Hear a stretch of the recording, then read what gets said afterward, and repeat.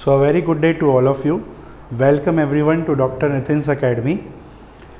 तो आज हम लोग टॉपिक को कंटिन्यू करते हुए अपनी फोर्थ एंड द फाइनल जो अपनी आखिरी कॉलिगेटिव प्रॉपर्टी है क्लास 12 सॉल्यूशन चैप्टर के अंतर्गत आज उसे हम कवर करने की कोशिश करेंगे। और जो फोर्थ कॉलिगेटिव प्रॉपर्टी है उसका नाम आप सब जानते ही होंगे, हम पहले उनका नाम देख चुके हैं। इसको हम बोलते हैं ऑस्मोटिक प्रेशर।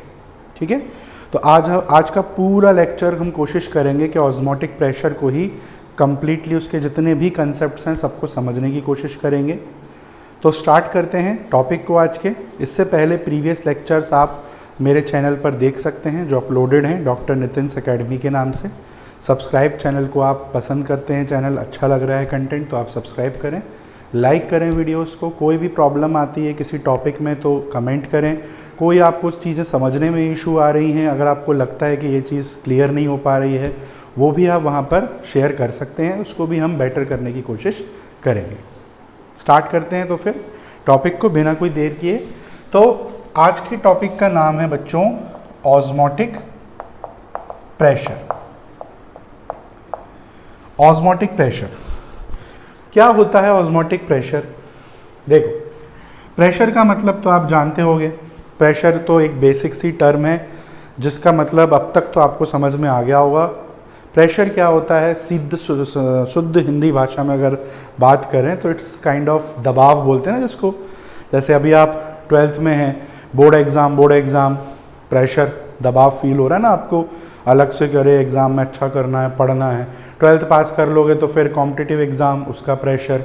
तो खैर वो प्रेशर अलग है। अभी हम साइंस के टर्म्स में बात करें तो प्रेशर क्या होता है? Force per unit area. मतलब कोई भी चीज़ अगर कहीं पर कोई फोर्स एग्जर्ट कर रही है, एक पर्टिकुलर एरिया में फोर्स एग्जर्ट कर रही है तो उसे प्रेशर बोलते हैं, है ना। जैसे अभी हमने वेपर प्रेशर पढ़ा था, जहाँ वेपर्स वॉल ऑफ कंटेनर से टकराने के बाद या आपस में टकराने के बाद एक फोर्स एग्जर्ट कर रहे थे जिसको हमने वेपर प्रेशर का नाम दिया था। अब ऑस्मोटिक प्रेशर क्या चीज़ है इसको थोड़ा सा हम समझने की कोशिश करते हैं। तो प्रेशर तो समझ में आ गया आपको क्या है, ऑस्मोटिक वर्ड समझने की थोड़ी सी हमको ज़रूरत है। तो देखो ऑस्मोटिक वर्ड कहाँ से आया है, ये आपने अगर सुना हो तो ये प्रोसेस आप पढ़ चुके हो पिछली क्लासेस में। ऑस्मोटिक वर्ड आया है एक प्रोसेस से जिसको बोलते हैं ऑस्मोसिस, और 100% श्योर हूँ मैं कि ये आपने कहीं ना कहीं सुनी होगी, पढ़ी भी है। इनफैक्ट नहीं याद होगा तो कोई इशू नहीं है, बट ये पहली क्लासेस में आपके आ चुकी है, प्रीवियस क्लासेस में 9, 10th, 11th में आती रहती है। ऑस्मोसिस के बारे में हमको पहले समझना है। अब ऑस्मोसिस को समझने के लिए हमको समझना पड़ेगा एक और प्रोसेस के बारे में जिसको हम बोलते हैं डिफ्यूजन। क्या बोलते हैं जिसको हम? डिफ्यूजन।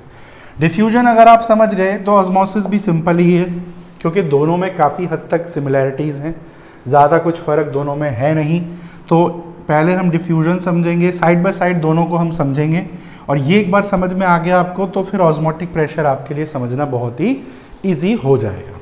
ठीक है, तो एक काम करते हैं, मैं साइड बाय साइड इन दोनों को डिस्कस कर ही लेता हूँ। चलिए, तो let's discuss what is diffusion and what is osmosis. एक साथ कंपैरिजन में हम इसको पढ़ेंगे, यहीं के यहीं आपको इनके बीच में अंतर पता चल जाएगा, और ये भी पता चल जाएगा कि क्या सिमिलैरिटीज़ हैं दोनों प्रोसेसेस। चलिए, सबसे पहले हम बात करते हैं डिफ्यूजन के बारे में। What is diffusion? देखिए, मान लेते हैं हमारे पास एक बड़ा सा कंटेनर है। मैंने एक बड़ा सा एक कंटेनर ले रखा है कुछ इस तरीके से। ठीक है, इस कंटेनर को मैंने बीच से एक पार्टीशन से डिवाइड भी कर दिया है। एक पतला सा पार्टीशन मैंने यहाँ पर ले लिया है। क्या है ये पार्टीशन? ये एक सिंपल पोरस मेम्ब्रेन है। मेम्ब्रेन जानते हो? मेम्ब्रेन मतलब कोई पतली सी लेयर, जैसे सेल मेम्ब्रेन पढ़ते थे आप बायोलॉजी में। मेम्ब्रेन मतलब कोई भी चीज़ जो दो भागों में बांटे किसी चीज़ को, है ना। और पोरस मतलब क्या है कि इसमें छोटे छोटे होल्स होंगे। मतलब इस तरह से ड्रॉ कर दे रहा हूँ, समझ जाना आप, इसमें होल्स होंगे बहुत सारे। ठीक है, छोटे बड़े सब तरीके के होल्स होंगे। अब इस कंटेनर में मैंने क्या किया, एक तरफ मैंने ले लिया सॉल्यूशन A और एक तरफ मैंने ले लिया एक सॉल्यूशन B। मैंने दोनों कंटेनरों में, मतलब इसी कंटेनर में दोनों तरफ मैंने एक एक सॉल्यूशन ले लिया है। यहाँ एक सॉल्यूशन ले लिया है, यहाँ एक सॉल्यूशन ले लिया है। अच्छा, दोनों सॉल्यूशन सेम ही है ना। जैसे मान लो ये सॉल्ट सॉल्यूशन है तो ये भी सॉल्ट सॉल्यूशन ही है ना। अभी समझने के लिए ऐसे आप समझ लो। तो ये मैंने यहाँ पे ले लिया। और मैंने आपको एक चीज़ और बता दी है डेटाज में कि सॉल्यूशन A जो है इसकी कंसंट्रेशन सॉल्यूशन A की ज़्यादा है किसके मुकाबले, B के मुकाबले। ये एक चीज़ मैंने आपको पहले से बता रखी है कि A सॉल्यूशन की कंसंट्रेशन B के कंपैरिजन में ज़्यादा है। इससे क्या मतलब निकलता है, कंसंट्रेशन क्या होती है, कंसंट्रेशन क्या होती है बच्चों, कंसंट्रेशन सीधी सीधी भाषा में अगर आपने याद करी हो कंसंट्रेशन, तो concentration is the measure of solute. Concentration सीधा सीधा किसका अमाउंट बताता है, सॉल्यूट का। लिटरली डेफिनेशन ही कंसंट्रेशन की हम पढ़ चुके हैं। क्या होता है concentration, the amount of solute present in a given amount of solution is called concentration. तो मैंने क्या बोला, सॉल्यूशन A की कंसंट्रेशन ज़्यादा है B के मुकाबले। जब कंसंट्रेशन सॉल्यूट का अमाउंट बताता है, इसका मतलब कंसंट्रेशन अगर ज़्यादा है किसी सॉल्यूशन की, तो सीधी सीधी भाषा में सॉल्यूट का अमाउंट क्या होगा, उसमें ज़्यादा होगा, है ना भाई। कंसंट्रेशन ज़्यादा है तो सॉल्यूट ज़्यादा है। अच्छा, सॉल्यूट अगर ज़्यादा है तो सॉल्वेंट क्या होगा, वाइस वर्सा, कम। यही होता है ना, एक चीज़ ज़्यादा होती है क्वांटिटी में तो दूसरी थोड़ी कम होती है। तो इसका मतलब क्या हुआ, किसकी कंसंट्रेशन ज़्यादा है दोनों में से, A की। यानी A के अंदर किसका अमाउंट ज़्यादा है, सॉल्यूट का, है ना। A की कंसंट्रेशन ज़्यादा तो उसमें सॉल्यूट ज़्यादा, सॉल्यूट यहाँ पर ज़्यादा है तो सॉल्यूट यहाँ पर क्या होगा, कम होगा। नेचुरल सी बात है, इसकी कंसंट्रेशन ज़्यादा है इससे, मतलब इसके सॉल्यूट का अमाउंट इससे ज़्यादा होगा, है ना। अच्छा, सॉल्यूट सॉल्वेंट एक दूसरे के ऑपोजिट चलते हैं। अब जब यहाँ पे सॉल्यूट ज़्यादा है तो नेचुरल सी बात है यहाँ क्या कम होगा, सॉल्वेंट कम होगा, है ना। ये कंसंट्रेटेड है ज़्यादा सॉल्यूशन, और यहाँ सॉल्वेंट ज़्यादा होगा क्योंकि यहाँ सॉल्यूट कम है, मतलब ये थोड़ा डाइल्यूट मान लो।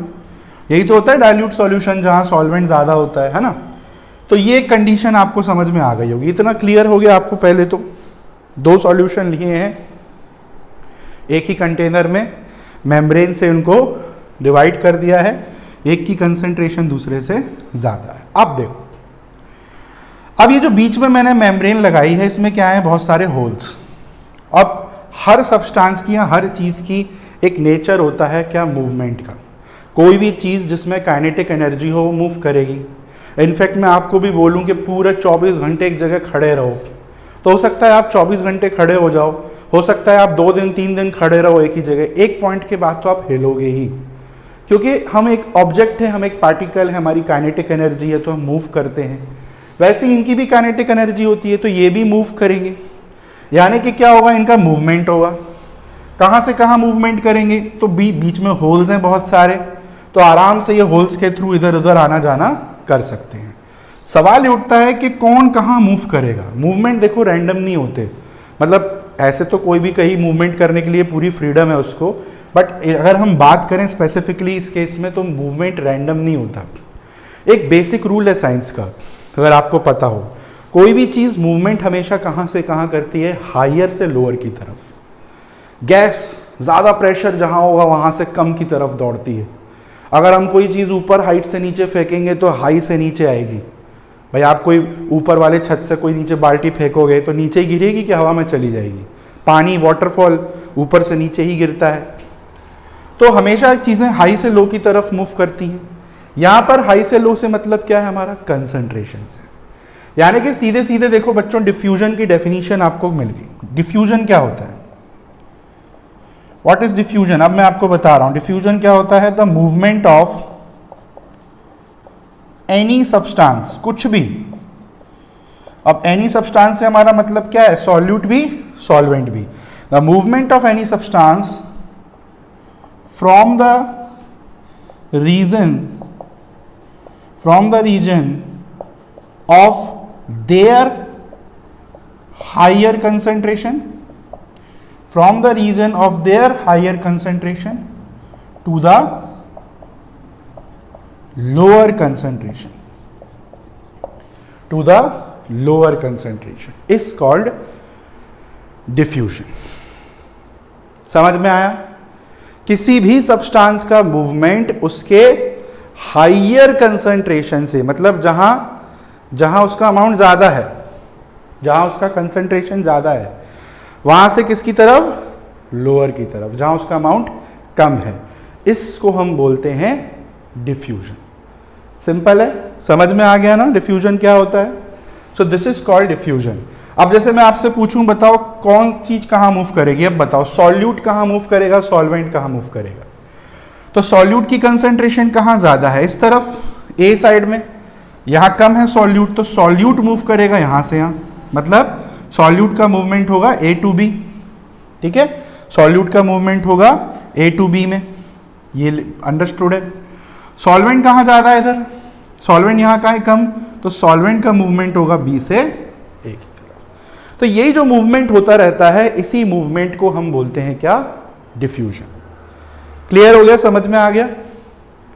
अच्छा, क्या यह मूवमेंट हमेशा होता रहेगा, हर वक्त होता रहेगा? नहीं। क्यों? यह मूवमेंट सिर्फ तभी तक होगा जब तक कंसंट्रेशन का डिफरेंस बना हुआ है, मतलब जब तक इधर हाईयर है और इधर लोअर है, तब तक ये मूवमेंट होता रहेगा। अब जाहिर सी बात है, ये इधर से इधर जाएगा तो अब धीरे धीरे यहाँ के सॉल्यूट बढ़ने लगेंगे, फिर यहाँ के कम होने लगेंगे, तो उल्टा भी होगा। कहने का मतलब ये है कि अगर आपसे कोई पूछे यहाँ पर, मान लो वाइवा में किसी एक्सटर्नल ने पूछ लिया कि क्या ये मूवमेंट हमेशा इस डायरेक्शन में होगा, क्या उल्टी डायरेक्शन में मूवमेंट पॉसिबल है क्या? आप बोलोगे बिल्कुल पॉसिबल है। मूवमेंट तब तक होगा जब तक कंसंट्रेशन का डिफरेंस है। अगर कंसंट्रेशन उल्टी हो गई तो रिवर्स होने लगेगा मूवमेंट, फिर यहाँ हाई है यहाँ लो हो जाएगा, है ना? इसलिए एक वर्ड यहां पर हम यूज करते हैं, ये ध्यान रखना, नेट। नेट मूवमेंट, ये वर्ड लगाना जरूरी है, द नेट मूवमेंट। नेट का मतलब होता है कुल मूवमेंट, चीजें यहां भी जा रही हैं वहां भी जा रही है। देखो मेम्ब्रेन बीच में से पोरस है, होल्स हैं, जब किसी चीज में होल है तो पानी तो है, इधर उधर मूव करेगा ही वो, मतलब थोड़ा बहुत सॉल्यूट इधर भी आ रहा होगा, पर आपसे पूछें जा कहां ज्यादा रहा होगा सॉल्यूट? तो इधर। ठीक है, सेम सॉल्वेंट क्या है? वाटर। अब भाई पानी को कोई रोक सकता है क्या? पानी यहां से यहां जा रहा है, डेफिनेटली जा रहा है, इधर से इधर भी आ रहा होगा। सॉल्वेंट थोड़ा इधर से इधर भी आ रहा होगा, पर वही चीज है थोड़ा, मतलब ये मूवमेंट कम हो रहा होगा, ये मूवमेंट ज्यादा हो रहा होगा, क्योंकि कंसंट्रेशन यहां ज्यादा है, सॉल्वेंट की यहां कम है। तो मूवमेंट दोनों डायरेक्शन में होता है, पर ज्यादा मूवमेंट कहां होता है? इस डायरेक्शन में, सॉल्वेंट के रिस्पेक्ट में। इसलिए नेट वर्ड लगाना जरूरी है। तो होपफुली आपको डिफ्यूजन समझ में आ गया होगा। अब हम बढ़ते हैं आगे ऑस्मोसिस की तरफ। सेम चीज यहां भी ड्रॉ कर रहा हूं मैं, अब देखो, अब आपको समझ में आएगा, काफी सिमिलर हैं दोनों प्रोसेस। सेम मैंने यहां पर भी ड्रॉ कर लिया, एक कंटेनर, यहां पर भी मैंने बीच में एक मेम्ब्रेन लगा दी, ये मेम्ब्रेन से मैंने इसको डिवाइड कर दिया। सेम यहां पर भी मैंने ले लिया सॉल्यूशन ए,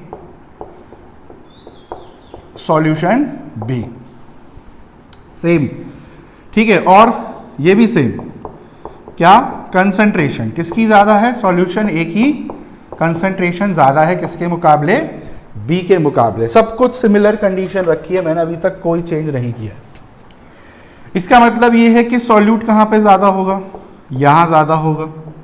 यहां सॉल्यूट की कंसंट्रेशन थोड़ी कम होगी, सॉल्वेंट यहाँ कम होगा क्योंकि यहाँ सॉल्यूट ज़्यादा है, और नेचुरल सी बात है जब यहाँ सॉल्यूट कम है तो सॉल्वेंट यहाँ ज़्यादा होगा।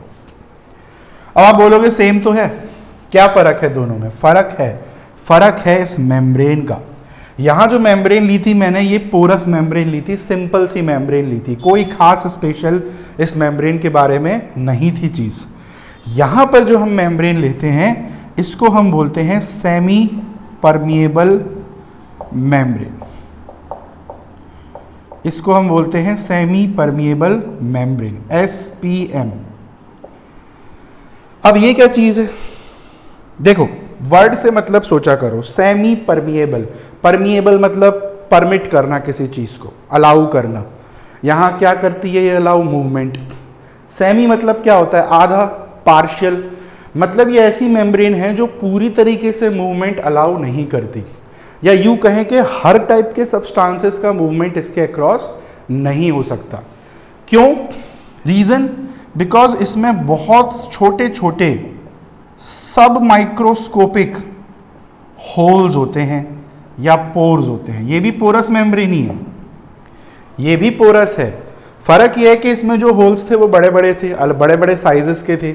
यहाँ पे जो पोर्स हैं वो बहुत छोटे हैं, सब माइक्रोस्कोपिक, समझ रहे हो, बहुत छोटे, माइक्रोस्कोपिक से भी कम, तो बहुत छोटे छोटे पोर्स होते हैं इसके अंदर। अब शो करने के लिए मैं ऐसे डॉट से दिखा रहा हूँ, डॉट भी बड़ा ही हो जाता है, पर शो करने के लिए यहाँ बड़े हैं छोटे। अब इससे क्या होगा? इससे क्या होगा? देखो सेम कंसेप्ट यहाँ पर भी है, मूवमेंट यहाँ पर भी होगा, यहाँ पर भी कोई चेंज नहीं है, यहाँ पर भी मूवमेंट होगा, है ना। सॉल्यूट कहाँ से कहाँ मूवमेंट करना चाहिए? हायर से लो, तो ये लो सॉल्यूट यहाँ से यहाँ जाना चाहिए, है ना। सॉल्वेंट कहाँ से जाना चाहिए? बी से ए की तरफ, जैसे यहाँ हो रहा था। बट क्या है यहाँ पर? हमने सेमी परमिएबल मेम्ब्रेन यूज किया। अब देखो बच्चों, हम लोग जो सॉल्यूशन पढ़ रहे हैं, कौन से पढ़ रहे हैं हम? नॉन वोलेटाइल सॉल्यूट है, जिसमें मतलब हम जनरली अभी पढ़ रहे हैं सॉलिड लिक्विड सॉल्यूशन के बारे में। सॉलिड क्या है? सॉल्यूट है। लिक्विड क्या है? सॉल्वेंट है ना। हम अभी जब से यही तो पढ़ रहे हैं, सॉलिड लिक्विड पे तो फोकस है हमारा, है ना, जहां पे सॉलिड नॉन वोलेटाइल है। तो हम अभी ऐसे सॉल्यूशन पढ़ रहे हैं। अब आपको मैं पूछूं, बताओ कि अगर मैं बोलूं इन टर्म्स ऑफ पार्टिकल साइज के मुकाबले में किसके पार्टिकल्स का साइज बड़ा होगा, किसका छोटा? सॉल्यूट का कि सॉल्वेंट का? तो कॉमन सेंस की बात है, कोई भी बता देगा, ये 9th क्लास के बच्चे भी बता देंगे कि सर सॉलिड्स के साइज बड़े होते हैं, सॉलिड के पार्टिकल्स बड़े होते हैं, किसके मुकाबले? सॉल्वेंट के, क्योंकि सॉल्वेंट क्या है? लिक्विड। भाई आपके पास एक तरफ शक्कर है और एक तरफ आपके पास पानी है, तो पानी के अंदर तो बहुत छोटे पार्टिकल्स होते हैं ना, वाटर के मॉलिक्यूल्स बहुत छोटे होते हैं, शुगर के पार्टिकल थोड़े बड़े होंगे। शुगर का फॉर्मूला क्या होता है? C12H22O11, है ना।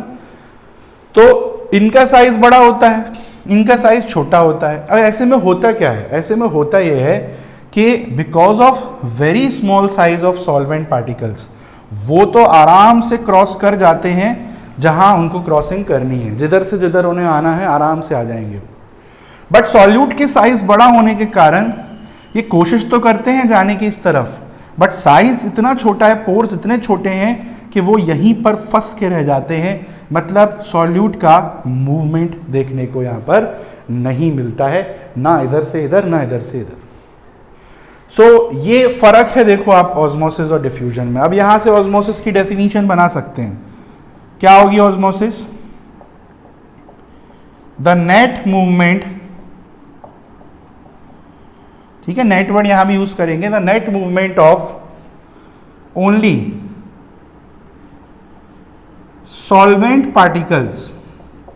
ध्यान देना, सिर्फ सॉल्वेंट, सॉल्यूट नहीं, ठीक है। The net movement of only solvent particles from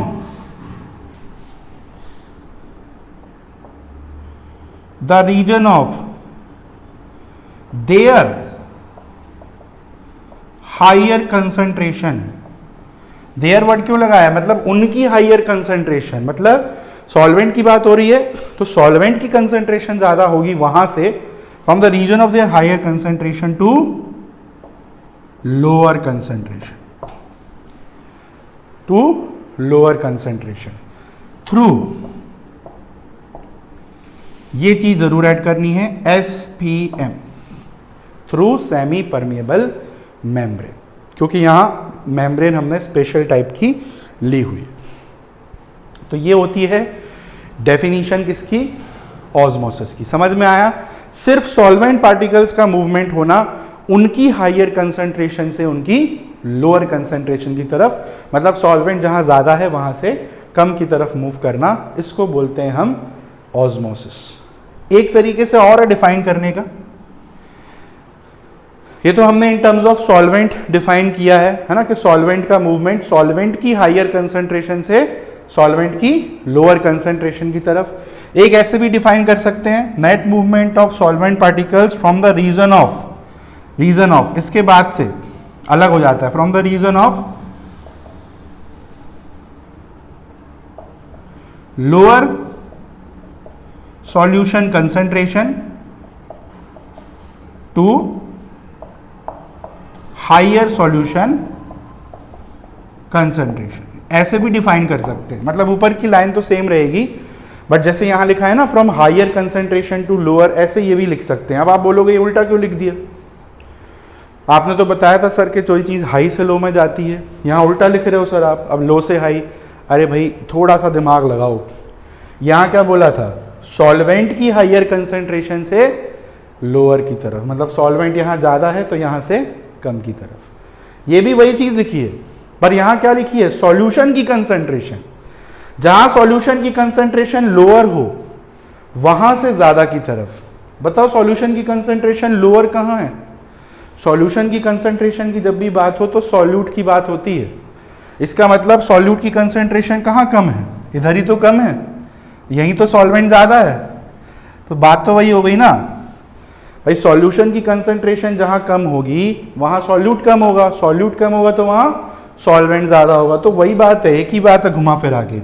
lower solution concentration का मतलब क्या हुआ, जहाँ सॉल्वेंट ज़्यादा हो, सॉल्यूट कम हो, और हायर सॉल्यूशन कंसंट्रेशन का मतलब जहाँ सॉल्यूट ज़्यादा तो सॉल्वेंट ऑटोमेटिकली क्या होगा, कम है। तो बात वही है, मूवमेंट तो वही हो रहा है। तो सेम चीज़ है, उसको बताने के दो तरीके हैं, डेफिनीशन है और कुछ नहीं, कंफ्यूज नहीं होना है। एक चीज़ ज़रूर ऐड करनी है लास्ट में कि थ्रू सेमी परमिएबल मेम्ब्रेन, तो ये होती है ऑस्मोसिस। ऑस्मोसिस एक बहुत ही इंपॉर्टेंट फिनोमेना है, नेचर में इसके बहुत एग्जाम्पल्स हमको देखने को मिलते रहते हैं। फॉर एग्ज़ाम्पल जैसे मैंगो वगैरह होता है, आम होता है, आम का अचार डलता है, तो आम का अचार डालने के लिए क्या करते हैं, उसको एक अच्छे खासे नमक के सॉल्यूशन में, मिक्सचर में उनको डुबा के रखते हैं, तो धीरे धीरे वो सिकुड़ने लग जाता है आम। क्यों, क्योंकि सॉल्ट की कंसंट्रेशन जो सॉल्यूशन हमने लिया उसमें ज़्यादा है सॉल्ट, और जो मैंगो हमने काट के डाला है उसमें सॉल्ट की कंसंट्रेशन कम है, तो नेचुरल सी बात है ऑस्मोसिस होगा, है ना। सॉल्ट कहाँ है, सॉल्यूशन में ज़्यादा है ना, तो वहाँ पे सॉल्वेंट कम होगा, सॉल्वेंट का मूवमेंट कहाँ होगा, मैंगो के अंदर से जो भी सॉल्वेंट है वो निकल के आपके नमक के पानी में आ जाएगा, तो सिकुड़ने लग जाएगा। जब किसी के चीज़ से, किसी के अंदर से पानी बाहर निकालो तो वो चीज़ सिकुड़ने लग जाती हैं, श्रिवल हो जाती हैं, है ना, तो इसको हम बोलते हैं ऑस्मोसिस। उल्टा भी हो सकता है, जैसे पानी में ड्राई फ्रूट्स अगर आप डाल दो, बादाम डाल दो, तो क्या होता है, सुबह तक फूल जाता है वो, तो ड्राई फ्रूट्स के अंदर सॉल्वेंट की क्वांटिटी कम है, पानी जो है वहाँ सॉल्वेंट ज़्यादा है, तो यहाँ उल्टा मूवमेंट होता है, यहाँ पानी बादाम के अंदर जाता है तो वो फूल जाते हैं, है ना। जैसे बोलते हैं ना कि नमक कम खाना चाहिए, नमक खाने से प्रॉब्लम होती है शरीर में, क्योंकि नमक खाने से क्या होता है, सॉल्ट की कंसंट्रेशन ज़्यादा हो जाती है, और हमारी बॉडी में जो सॉल्ट की कंसंट्रेशन है ब्लड के अंदर वो कम रहती है, और आप खा ज़्यादा रहे हो बाहर से, तो रिवर्स मूवमेंट होने लगता है, कई बार मूवमेंट उल्टा होने लग जाता है, सेल सिकुड़ जाते हैं, कई बार उल्टा सेल के अंदर पानी भरने लग जाता है, फूल भी जाते हैं सेल, जिसको हम ईडिमा बोलते हैं, स्वेलिंग हो जाती है, ईडिमा हो जाता है। बारिश के सीज़न में आपकी लकड़ियाँ फूल जाती हैं, है ना, जो पहले अच्छे से लग रहे थे दरवाजे वो अच्छे से लगते नहीं हैं। सेम चीज़ ऑस्मोसिस हो रहा है, बाहर वाटर वेपर ज़्यादा हैं, लकड़ी उसे एब्जॉर्ब कर लेती है, फूल जाती है। तो बहुत एग्जाम्पल्स हैं, आप अपनी एनसीईआरटी में देखना, टॉपिक में एग्जाम्पल्स लिखे हुए हैं, आप उन्हें समझ सकते हो, है ना। ठीक, समझ में आ गया। तो होपफुली आपको इन दोनों टर्म्स में डिफरेंस क्लियर हो गया होगा, what do you mean by diffusion and what is mean by osmosis. ये बहुत ही इंपॉर्टेंट है, ये फ़र्क जानना, तभी आपको ऑस्मोटिक प्रेशर समझ में आएगा। तो इसको आपने नोट कर लिया हो तो मैं इसको मिटा देता हूँ। चलिए, ठीक है।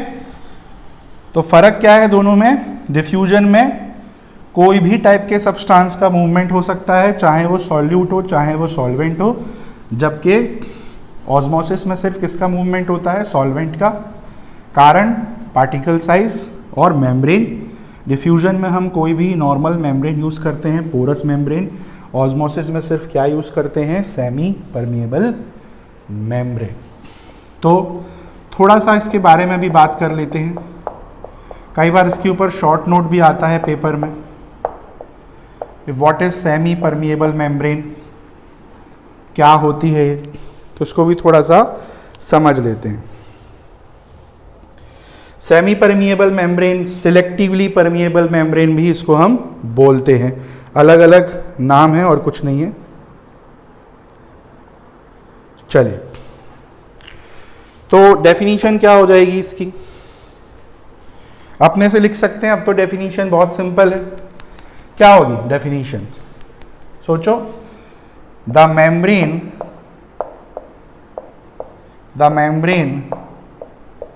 which allows the movement of only solvent particles, ठीक है, the membrane which allows the movement of only solvent particles, ऐसी मेम्ब्रेन जिसके थ्रू सिर्फ और सिर्फ सॉल्वेंट पार्टिकल्स मूव हो सकते हो, नॉट सॉल्यूट पार्टिकल्स। ऑब्वियस सी बात है, तो इसको हम बोलते हैं सेमी परमिएबल मेम्ब्रेन। कारण क्या है इसका, ये भी बता दिया है। दे हैव वेरी फाइन सब माइक्रोस्कोपिक होल्स या पोर्स बोल लो। इन मेम्ब्रेन की खास बात क्या है कि इनमें बहुत ही छोटे सब माइक्रोस्कोपिक होल्स या पोर्स होते हैं, जिसके कारण बड़े पार्टिकल्स वहीं रुक जाते हैं, छोटे पार्टिकल आराम से निकल लेते हैं। एग्जाम्पल्स, ये इंपॉर्टेंट है, एग्जाम्पल्स पूछते हैं कई बार पेपर में, एमसीक्यूज में आ जाएगा कि इनमें से कौन सी सेमी परमिएबल मेम्ब्रेन का एग्जाम्पल है। तो देखो आपकी टेक्स्ट बुक में कुछ कुछ एग्जाम्पल्स लिखे हुए हैं, वही मैं आपको लिखा देता हूँ। जैसे कि क्या बोल सकते हैं, कॉपर फेरोसाइनाइड,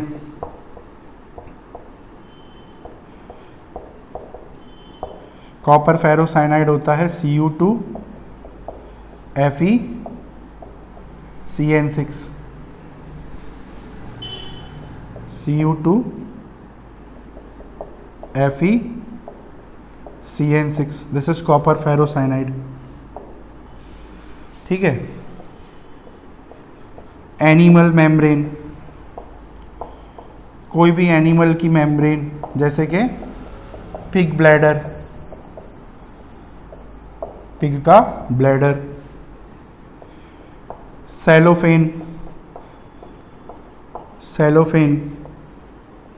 पार्चमेंट पेपर आता है एक। तो ये कुछ एग्जाम्पल्स आप नोट कर लेना, ये एग्जाम्पल्स हैं सेमी परमिएबल मेम्ब्रेन के। तो इनमें से कोई भी मेम्ब्रेन का इस्तेमाल कर सकते हैं ऑस्मोसिस करने के लिए, अगर हम कहीं पे इसको करके दिखा रहे हैं। तो शॉर्ट में थोड़ा सा इसके बारे में भी जानकारी ज़रूरी है,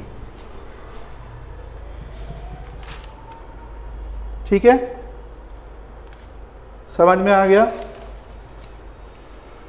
तो ये है सेमी परमिएबल मेम्ब्रेन। आगे बढ़ते हैं, अब हम आते हैं, अब बात करते हैं ऑस्मोटिक प्रेशर के बारे में। अब देखते हैं ये ऑस्मोटिक प्रेशर क्या चीज़ है, अब इसको समझने की कोशिश करेंगे। चलिए, ऑस्मोटिक प्रेशर, अब आते हैं मुद्दे पे। तो देखो, इसके लिए फिर एक डायग्राम बनाऊंगा मैं आपको, डायग्राम से समझ दिए तो उससे आसानी होती है समझने में। एक फिर डायग्राम बनाऊंगा, आपकी बुक में भी है इसका डायग्राम, थोड़ा बहुत आपको अलग लगेगा, सिमिलर लगेगा। मैं थोड़े सिंपल डायग्राम बनाता हूँ, बुक के एग्जैक्ट कॉपी बनाने की तो ज़रूरत नहीं है, वो समझने के लिए ज़रूरी है ना। चलिए, तो क्या करते हैं, देखो वैसे ही कुछ सेटअप है, 2 कंटेनर है इस बार भी। इस बार 2 कंटेनर ले लिए हमने अलग अलग, अभी एक ही में 2 पार्टीशन कर दिए थे, अब 2 अलग अलग ले लिए मैंने, है ना, मेरे ऊपर है, ये 2 अलग अलग ले लिए मैंने, ज़्यादा पैसा आ गया, ज़्यादा इन्वेस्टमेंट कर दिया, तो 2 कंटेनर ले लिए मैंने, है ना, दोनों बराबर हैं, ये मत देखना कि एक का साइज़ छोटा एक का बड़ा बनाया है, वो सिर्फ ड्राइंग की प्रॉब्लम है। चलिए, ये मैंने 2 कंटेनर ले लिए, दोनों कंटेनरों में से मैंने इनके बीच में एक मेम्ब्रेन लगा दी। ये है मेम्ब्रेन और ऑस्मोसिस पढ़ रहे हैं तो क्या है, SPM लिख दिया शॉर्ट में, सेमी परमिएबल मेम्ब्रेन, ये मैंने इनके बीच में इंस्टॉल कर दिए। अच्छा, इस तरफ मैंने लिया है एक सॉल्यूशन, इस तरफ लिया है मैंने सॉल्वेंट।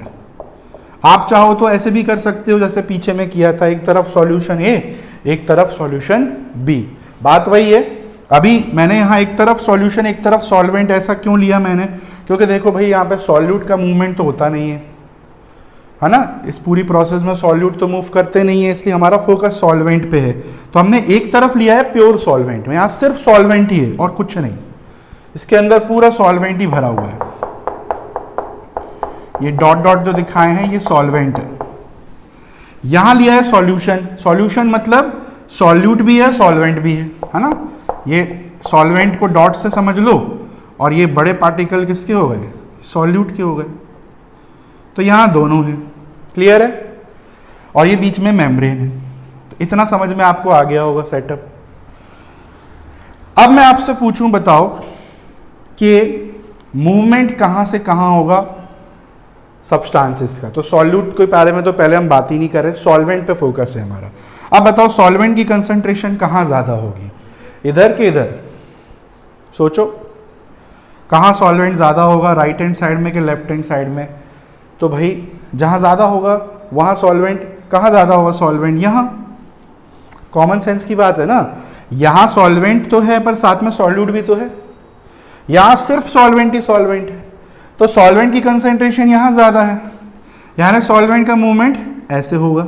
ये चीज़ तो क्लियर है, यहाँ तो कोई कंफ्यूजन नहीं होना चाहिए। ये मूवमेंट हो रहा है सॉल्वेंट हायर से उनकी लोअर की तरफ। अच्छा, इतनी बात समझ में आपको आ गई होगी। अब देखो, अब क्या किया मैंने, इसमें एक छोटी सी चीज़ और की है, यहाँ पे एक मॉडिफिकेशन है। क्या है ये, मान लीजिए ओपन कंटेनर है, क्लोज नहीं है, ये ओपन कर रखा है मैंने, ठीक है, इस तरह से ओपन है। अब देखो कोई भी चीज़ अगर ओपन होती है, जैसे ये इसकी सरफेस है, ये इसकी सरफेस है,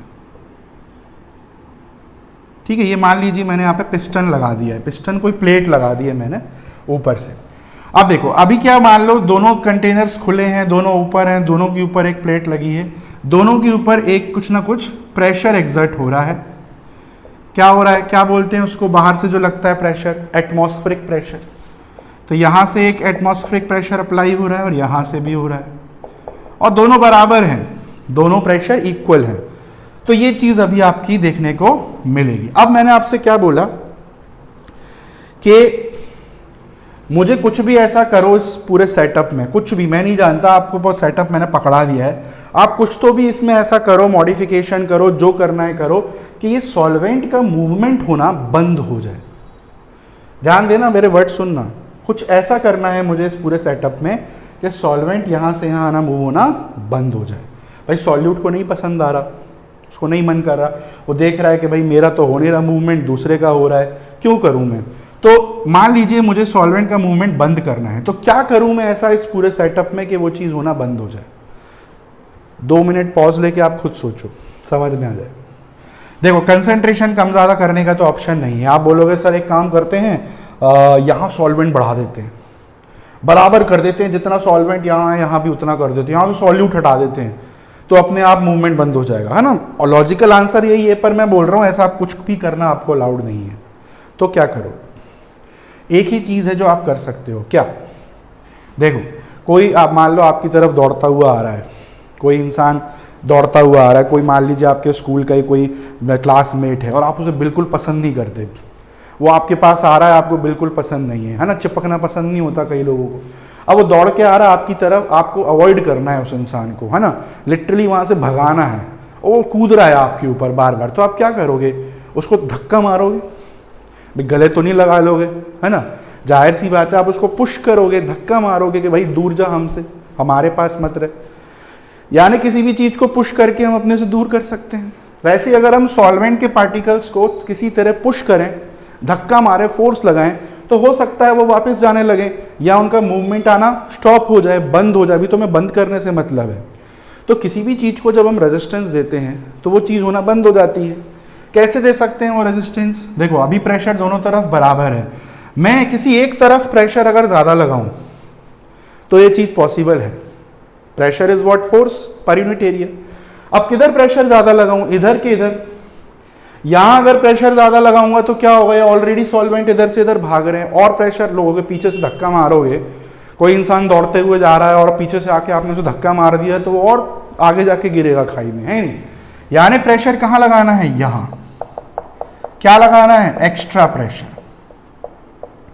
तो मैंने इस तरफ एक एक्स्ट्रा प्रेशर लगाया, इतना लगाया कि जिससे इनका मूवमेंट होना स्टॉप हो जाए। बस उसी एक्स्ट्रा प्रेशर को ही हम क्या बोलते हैं, ऑस्मोटिक प्रेशर। समझ में आया?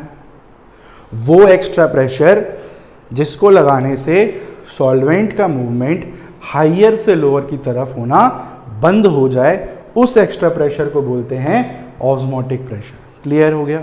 यही है ऑस्मोटिक प्रेशर और कुछ भी नहीं। ठीक है, तो यहां पे मैं लिख देता हूं, the net movement of solvent particles from their higher concentration to lower concentration, है ना, यहीं से ही तो मूव करते हैं solvent. Net movement of solvent particles from their higher concentration to lower concentration can be stopped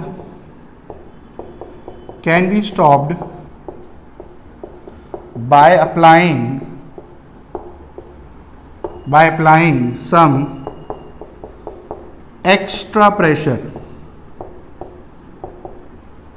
applying some extra pressure on solution side,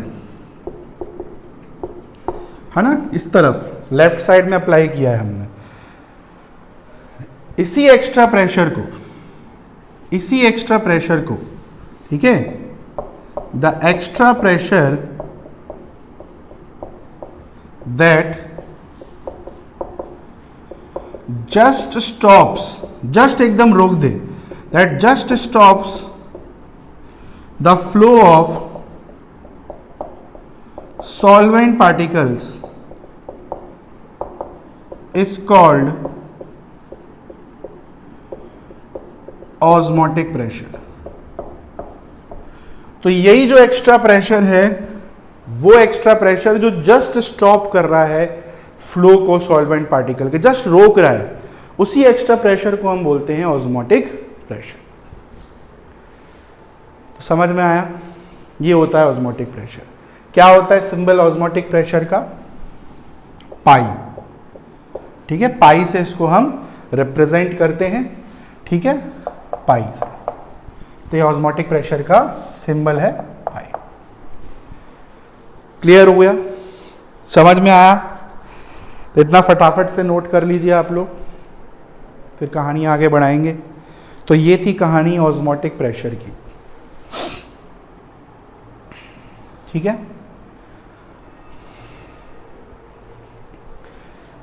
clear है? चलिए आगे बढ़ते हैं। तो इतना आपको कंसेप्ट पहले समझ के ध्यान रखना है। ठीक है, अब आती है बात फॉर्मूले की। हर जगह एक ना एक फॉर्मूला फ्री में लग के चिपक के आ गया है।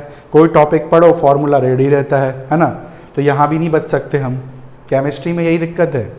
केमिस्ट्री हर सब्जेक्ट का कॉम्बिनेशन है। फिजिक्स की भी चीज़ें पढ़ते हैं हम, अब प्रेशर व्रेशर ये सब फिजिक्स में ज़्यादा आता है, वो भी पढ़ रहे हैं आप, है ना। फिजिक्स की चीज़ें पढ़ रहे हैं, लॉज पढ़ रहे हैं फिजिक्स की, इलेक्ट्रोमैग्नेटिक वेव्स 11th में आप पढ़े, स्ट्रक्चर ऑफ एटम में, बायो भी आ जाती है घूम फिर के, है ना। केमिस्ट्री तो है ही। तो फॉर्मूले की बात करते हैं। तो फॉर्मूले में देखो क्या है इसका, तो दिमाग नहीं लगाना है ज़्यादा, एक्सपेरिमेंटली ऐसा देखा गया है। जैसे हमने अभी पीछे पढ़ा था elevation in boiling point, depression in freezing point, क्या देखा था कि एक्सपेरिमेंटली ऐसा देखा गया है कि वो दोनों किस पे डिपेंड करते थे, मोलैलिटी पे। ठीक वैसे ही एक्सपेरिमेंटली देखा गया है कि पाई दो चीज़ों पे डिपेंड करता है, डायरेक्टली प्रोपोर्शनल है। एक तो हो गई कंसंट्रेशन पे, क्योंकि बात कंसंट्रेशन की चल रही है ना। तो एक तो ये डायरेक्टली प्रोपोर्शनल है कंसंट्रेशन के, सी, कंसंट्रेशन सी, या एम बोल लो। एम इज व्हाट, मोलैरिटी, है ना। कंसंट्रेशन का डायरेक्ट मेजरमेंट होता है मोलैरिटी। और किस पे डिपेंड करता है ये, टी के ऊपर भी, क्योंकि प्रेशर है, प्रेशर आप जानते हो, प्रेशर टेम्परेचर लॉ होती है, तो ये टेम्परेचर पे भी डायरेक्टली प्रोपोर्शनल होता है, टेम्परेचर बढ़ा हो प्रेशर बढ़ेगा। इसका मतलब सीधी सीधी भाषा में कि पाई जो है वो दोनों के डायरेक्टली प्रोपोर्शनल है, यानी कि पाई एग्जैक्टली प्रोपोर्शनल टू एम और टी या सी और टी, है ना। अब प्रोपोर्शनल का साइन हटाएंगे तो इक्वल टू आएगा, और जब भी इक्वल टू आता है तो हमें कोई कांस्टेंट यूज करना पड़ता है, वो कांस्टेंट है यहाँ पर आर, वो कांस्टेंट है यहाँ पे आर। आर क्या होता है? Universal gas constant. तो pi is equal to R M T, या फिर pi is equal to M R T, एक ही बात है, ऐसे बोलने में प्रोनाउंसिएशन करने में ज़्यादा इजी पड़ता है हम लोगों को, और कुछ नहीं। बुक्स में pi is equal to C R T लिखा हुआ है, एक ही बात है, वो कंसंट्रेशन बोल लो, मोलैरिटी बोल लो, मतलब तो एक ही है। तो ये एकमात्र फॉर्मूला है जो आपको याद रखना है ऑस्मोटिक प्रेशर का, जो आपको आगे न्यूमेरिकल्स में काम आने वाला है। Pi is equal to M R T या pi is equal to C R T. Clear है?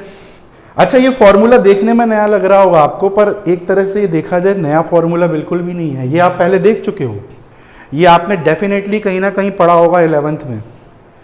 ये फॉर्मूला एक्चुअली कुछ नहीं है, ये एक इक्वेशन है, आइडियल गैस इक्वेशन, अगर आपने सुना हो। हालांकि 11th में एक टॉपिक हट गया था इससे रिलेटेड, स्टेट्स ऑफ मैटर में था ये, पर फिजिक्स में भी आती है। एक इक्वेशन आती है आइडियल गैसेस जो फॉलो करती हैं, P V is equal to N R T, ये वही है, वही फॉर्मूला है। कैसे? देखो, पी क्या है? प्रेशर। वी क्या है? वॉल्यूम। अगर मैं वॉल्यूम को इधर भेज दूं एन के नीचे, आर टी ऐसा का ऐसा ही, तो ये हो जाएगा, ठीक है, ये हो जाएगा। अब देखो, एन और वी क्या है? एन होता है नंबर ऑफ मोल्स, वी क्या होता है? Volume. Number of moles upon volume, इसी को तो हम मोलैरिटी बोलते हैं। अरे भाई, यही तो होती है मोलैरिटी। मोलैरिटी का फॉर्मूला क्या होता है?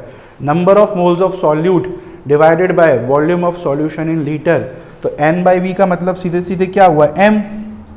आर ऐसा, टी ऐसा का ऐसा ही। अब पी क्या है? प्रेशर। यहां पर बात ऑस्मोटिक प्रेशर की हो रही है, तो पाई ले लो, तो लो, बन गया ना फॉर्मूला, वही आ गया। तो ये कोई नया फॉर्मूला नहीं है, देखने में लगता है नया कुछ आया है, पर ये एक्चुअली में अगर आपने ये पढ़ा हो पहले कहीं, P V is equal to N R T, तो ये वही है और कुछ नहीं। तो ये आपको थोड़ा सा ध्यान रखना जरूरी है, ठीक है। तो ये फॉर्मूला हो गया। यूनिट, यूनिट क्या होगी इसकी? तो भाई प्रेशर है, प्रेशर की यूनिट जो होगी, ऑस्मोटिक प्रेशर की यूनिट क्या होगी? वही जो प्रेशर की यूनिट होती है तो प्रेशर ही ना, क्या होगी? एटीएम, पास्कल, पास्कल भी हो सकती है, newton per metre square, bar, torr, mm of Hg, ये सारी यूनिट्स होती हैं प्रेशर की, पता होना चाहिए आपको, ठीक है। तो इनमें से कोई भी यूनिट यूज़ कर सकते हैं। हालांकि केमिस्ट्री में ज़्यादातर हम एटीएम यूज़ करते हैं, है ना, और थोड़ा बहुत एमएम ऑफ एचजी भी आपको मिल जाएगा। इसका मतलब ये नहीं है कि बस यही आएंगी, और भी यूनिट्स होती हैं जो आपके सामने लिखी हैं। कभी कभी क्वेश्चन आते हैं न्यूमेरिकल, तो उसमें ऐसा भी होता है कि यूनिट आपको एमएम ऑफ एचजी में दे रखी होगी या पास्कल में दे रखी होगी, तो फिर आपको उसको एटीएम में कन्वर्ट करना पड़ सकता है ना। तो एक कन्वर्जन भी देख लो क्या होता है। एक एटीएम से देखते हैं 1 एटीएम कितना होता है। अब आपसे पूछे 1 एटीएम कितना पास्कल के बराबर होता है, तो ये होता है 1.01 इंटू 10 की पावर 5 पास्कल के बराबर। एक एटीएम में इतने पास्कल होते हैं। अच्छा, न्यूटन पर मीटर स्क्वायर कितने होते हैं? देखो, न्यूटन पर मीटर स्क्वायर और पास्कल सेम ही यूनिट है ना, एक जैसी है, तो same 1.01 into 10 to the power 5 newton per metre square, ठीक है। बार कितने होते हैं एक एटीएम में? तो बराबर ही होता है, लगभग 1 ही होता है, 1.01 बार एग्जैक्टली अगर हम बात करें, मतलब 10 की पावर 5 उड़ा दो, एक एटीएम में कितने होते हैं? 1.01 बार।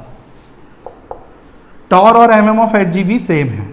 एक एटीएम में कितने टॉर होते हैं? 160 टॉर, और इतने ही क्या होते हैं? MM of Hg. तो ये बहुत ज़रूरी है, इसको थोड़ा ध्यान से नोट डाउन कर लेना आप। ये आपको ज़रूर काम आएगा। कन्वर्जन चार्ट है ये, यूनिट कन्वर्जन डेफिनेटली करनी पड़ती ही है।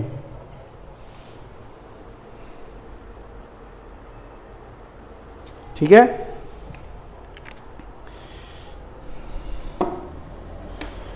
समझ में आ गई बात? क्लियर है इतना? फॉर्मूला भी देख लिया हमने, यूनिट वगैरह भी देख ही ली। चलिए आगे बढ़ाते हैं कहानी को फटाफट से।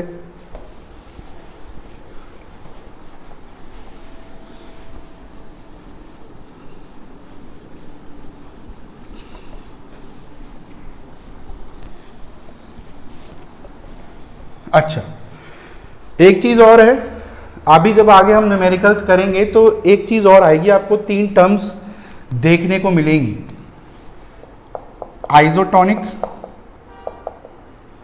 हाइपरटोनिक और हाइपोटोनिक। ये सब भी आपने सुना होगा, शायद पहले आ चुका है आपकी प्रीवियस क्लासेस में वर्ड्स। इनका क्या मतलब होता है? देखो, ये तीनों वर्ड्स हम जनरली यूज करते हैं इन केस जब आपके पास 2 सॉल्यूशंस हो, 2। कई बार न्यूमेरिकल्स अभी हम करेंगे जहां 2 सॉल्यूशंस दे रखे होंगे, आपको बोलेंगे दोनों आपस में आइसोटोनिक हैं, या बोल देंगे पहला सॉल्यूशन दूसरे से हाइपरटोनिक है या हाइपोटोनिक है। तो ऐसे वर्ड्स का मतलब आ जाए तो उसका क्या मतलब होता है? देखो, आइसोटोनिक, आइसो मतलब होता है सेम, ठीक है, सेम क्या? Pressure, osmotic pressure. तो आइसोटोनिक सॉल्यूशन किसको बोलेंगे? जहां पर 2 सॉल्यूशंस हो, या both solutions having same osmotic pressure. कभी भी क्वेश्चन में आ जाए ऐसा और बोलें कि ये 2 सॉल्यूशन हैं, दोनों आइसोटोनिक हैं आपस में, तो इसका मतलब होता है दोनों का ऑस्मोटिक प्रेशर सेम है, यानी कि π1 इज इक्वल टू π2।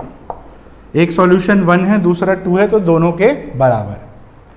हाइपरटोनिक क्या होता है? हाइपर मतलब ज्यादा, मतलब सीधी सीधी भाषा में 1 solution has more osmotic pressure than other, है ना, एक का ऑस्मोटिक प्रेशर ज्यादा होगा दूसरे से। अब मान लीजिए पहला 1 है तो इसका 2 से ज्यादा होगा, तो अगर हाइपरटोनिक बोला जाए 1 को तो उसका प्रेशर 2 से ज्यादा है। हाइपो मतलब इसका उल्टा, हाइपो मतलब कम, हाइपर ज्यादा, हाइपो मतलब कम, मतलब 1 solution has less osmotic pressure than other, मतलब π1 इज लेस देन π2। ठीक है, तो ये चीज भी थोड़ा सा ध्यान में आपको रखना जरूरी है।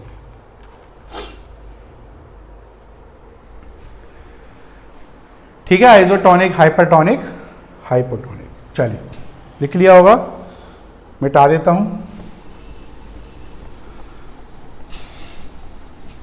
आगे बढ़ते हैं।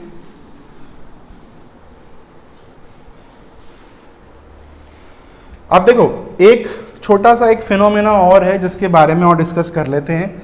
शॉर्ट नोट्स में या थ्योरी में 2 मार्क्स के क्वेश्चन में आ सकता है, या 3 मार्क्स के 3 क्वेश्चन आते हैं, तो उसमें कोई एक में दे सकते हैं। रिवर्स ऑस्मोसिस, ये क्या चीज है? RO शॉर्ट में, रिवर्स ऑस्मोसिस RO, ये क्या चीज होती है? देखो, सेम सेटअप बना रहा हूं फटाफट से, जल्दी से, जो अभी हमने थोड़ी देर पहले बनाया था। ठीक है, ये 2 कंटेनर लिए थे, SPM सेमी परमिएबल मेम्ब्रेन, यहाँ सॉल्यूशन, यहाँ क्या लिया है? सॉल्वेंट, यहाँ पे प्रेशर अप्लाई हो रहा है, एटमॉस्फेरिक प्रेशर। शुरू में तो यही कर रहे थे हम, है ना, बराबर प्रेशर था। क्या हो रहा था भाई? सॉल्वेंट यहाँ पर ज़्यादा है, यहाँ सॉल्वेंट की मात्रा कम है, तो सॉल्वेंट का मूवमेंट ऐसे हो रहा था, उनकी हायर से उनकी लोअर की तरफ। ये तो आपने देखा था अभी ऑस्मोसिस का सेटअप, है ना। फिर हमने पढ़ा था ऑस्मोटिक प्रेशर, क्या होता था उसमें? The extra pressure that is applied on the solution side that just stops the flow of solvent molecules. मतलब solvent molecules का movement बंद कर दे रहे थे हम, ये एक्स्ट्रा प्रेशर लगा के पाई, इसी को हमने क्या बोला था, ऑस्मोटिक प्रेशर. ये भी हमने पढ़ लिया, क्लियर है. अब क्या हुआ, सॉल्यूट जो है उसका मूवमेंट तो यहाँ होता नहीं है क्योंकि उसके पार्टिकल्स बड़े होते हैं. अब वही वाली बात है, देखो सॉल्यूट को पहले चिड़ मची सॉल्वेंट से कि यार मेरा मूवमेंट नहीं हो रहा, जब मेरा नहीं हो रहा तो मैं इसका भी नहीं होने दूंगा. तो उसने क्या किया, ऑस्मोटिक प्रेशर लगवा के सॉल्वेंट का मूवमेंट बंद कर दिया. अभी भी उसको चैन नहीं आया. अब जो इंसान, जो लोग बुरा करने वाले होते हैं ना, नॉर्मल लाइफ में भी होता है, दो लोग होते हैं, या आपके स्कूल में भी होंगे, कई आपके क्लास में भी हो सकता है कोई ऐसा हो जो खुद कुछ नहीं करेगा, वो चाहेगा कि आपका भी कुछ ना हो भला. लोग भी ऐसे मिलते हैं दुनिया में, वो खुद कुछ नहीं कर पाएंगे पर वो कोशिश करेंगे आप भी आगे ना बढ़ पाओ, है ना. तो सॉल्यूट मान लीजिए वही एक प्राणी का एग्जाम्पल, उदाहरण है. तो उसने क्या किया, कैसे करके सॉल्वेंट का मूवमेंट बंद कर दिया. अब जो बुरा करने वाले लोग होते हैं वो रुकते नहीं हैं, उनका मन नहीं भरता बुरा करने से. अब उसके दिमाग में आया, सॉल्यूट के दिमाग में, कि मूवमेंट तो बंद कर दिया, एक काम नहीं करूं, इसकी ऐसी तैसी मारता हूं, उल्टा कर दूं. उल्टा का मतलब क्या हुआ, देखो सॉल्वेंट हमेशा कहां से कहां मूव करता है. अभी हम ऑस्मोसिस पढ़ रहे थे ना, ऑस्मोसिस में अगर हम बात करें किसका मूवमेंट होता है, सिर्फ सॉल्वेंट का. कहां से होता है, सॉल्वेंट की हायर कंसंट्रेशन से लोअर कंसंट्रेशन की तरफ, यही तो होता है. यहां सॉल्वेंट की कंसंट्रेशन ज्यादा है, यहां सॉल्वेंट की कंसंट्रेशन क्या है, कम है. तो सॉल्वेंट यहां से यहां मूव कर रहा था, फिर वो हमने रोक दिया, वो अलग बात है. अब क्या हो रहा है, मान लीजिए मैं ये प्रेशर और बढ़ा दूं, ये पाई की वैल्यू और इंक्रीज कर दूं, और प्रेशर लगा दूं, तो क्या होगा, अब आप और ज्यादा प्रेशर लगाओगे, और ज्यादा दबाव लगाओगे इसी साइड पे, तो अब ये क्या होगा, उल्टा होने लग जाएगा. सॉल्वेंट पहले आराम से इधर से इधर मूव कर रहे थे, प्रेशर लगाया, मूवमेंट बंद हो गया. अब आप और एक्स्ट्रा प्रेशर लगाओगे तो फिर क्या होगा, फिर मूवमेंट उल्टा होना शुरू हो जाएगा.